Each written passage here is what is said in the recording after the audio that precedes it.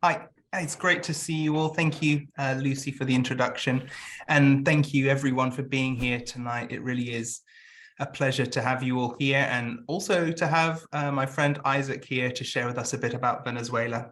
I touched base with him a bit in January, and he was talking to me about Venezuela. I have a bit of a soft spot for Venezuela because I used to live there as a child. I lived there for 5 years, so my family have always followed what's going on in Venezuela very closely. And so you're probably familiar with Isaac. You've seen his face a lot on the calls before. Isaac is part of the Latin America team. He's based in Paraguay, and he is the Viva Network consultant for Venezuela. So just to begin to give a bit of context, Lucy began to touch base on some statistics, some numbers and stuff. So just for a little bit more context, Isaac, for everyone on the call, could you tell us a little bit about Venezuela right now? Like, what is the latest? How is Venezuela doing as a country? Okay, Hugh, thanks. It's important to say that he is accompanying to us the leadership of the network in Venezuela. Then there is really good, brave team. They are a strong, very strong network because the leadership is so commitment and very passionate for God and for children. And the situation in Venezuela is so difficult, starting since the 2000s, and most deeper crisis start in the 2010. And the crisis is economic, political, and social. Now the situation is so difficult, and that is the reason of more than 7 million of Venezuelan people now is in other country. They are migrants now in neighbor countries like Colombia, Peru. There is almost 2 million people in Colombia, and in Peru more than 1 million. And there is only the government information, official information. And I talked with Maritza, and she said that now is very critical. They are with fears that salary increase because it will cause an excessive increase in basic service that are already very high, such as electricity, telephone, toilet, water. And there is now few teachers.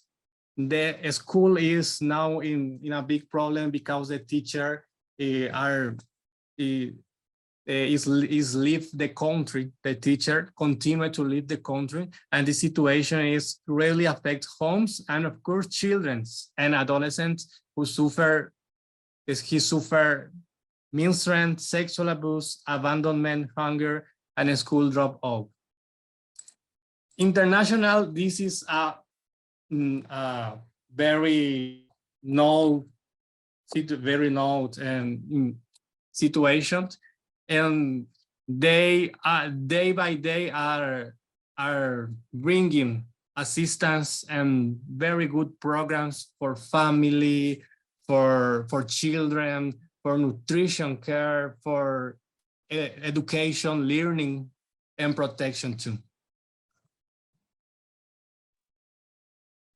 Yeah, that's great. Thank you, Isaac. So yeah, as you can hear, things are not going very well. They haven't been for a long time. I don't know whether, I don't remember whether Isaac mentioned this, but there's about 7 million people that have left Venezuela to live in other countries right now. It's one of the biggest immigration crises the world has seen. Really, it's a very big one. It's very significant. We're not here just to dwell on the bad news. I think it's good to contrast what the country situation is, and then to think what we might in our minds expect of a country in such a situation, what we could expect from a team on the ground, what is possible for them to achieve. So in the middle of all this chaos, What's the good news about Viva's partner network in Venezuela, Isaac? Yes, there is a lot of good news because the network is working with almost all the churches in Venezuela. They are the leadership of the national coalition of evangelical coalition in Venezuela. So the network in Venezuela lead to all churches that want to work with children and their community.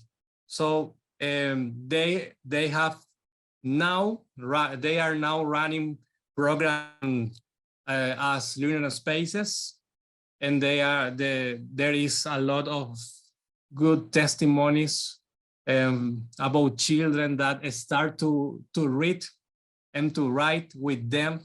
They are working on a program for family entrepreneur and micro business for families in poor situations, and they are working too in protection with building police protection with churches, and there is young people leading a change for protection in their community.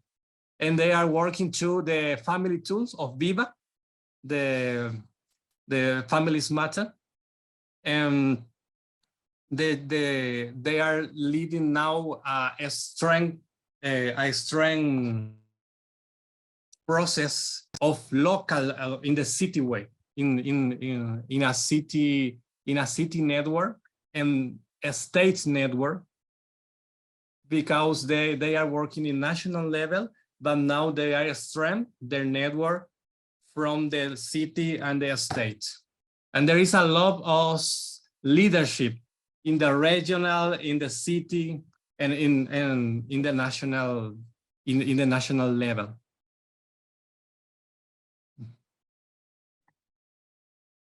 That's great. Thank you. Isaac, do you mind telling everyone here, how has the team in Venezuela done on their annual network health check? What was their score? Yes, the Venezuela network is one of the best network in terms of the benchmark, in terms of the impact. They are working with there is the team in Venezuela. I don't want did worse numbers, but they can tell us exactly how many churches they are helping and how many children they are helping now. But is real more than 5,000 churches and maybe almost 500,000 children directly that they attended. That's great. Thank you so much for time. What we're going to do now is a lot to celebrate here, but we're going to put some of our prayer requests for Venezuela specifically into the chat, and we're going to break up into our groups. So yeah, thank you so much, Isaac, for sharing, and yeah, thank you all for listening. It's good to say to Hugh that the Venezuela, the leadership of the region in the region area, one of the leader now is she leave Venezuela and now living in Peru. And now this person start a new network in Peru since 2020.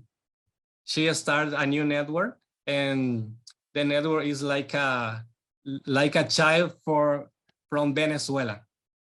So this is good news too. That is good news. Thank you.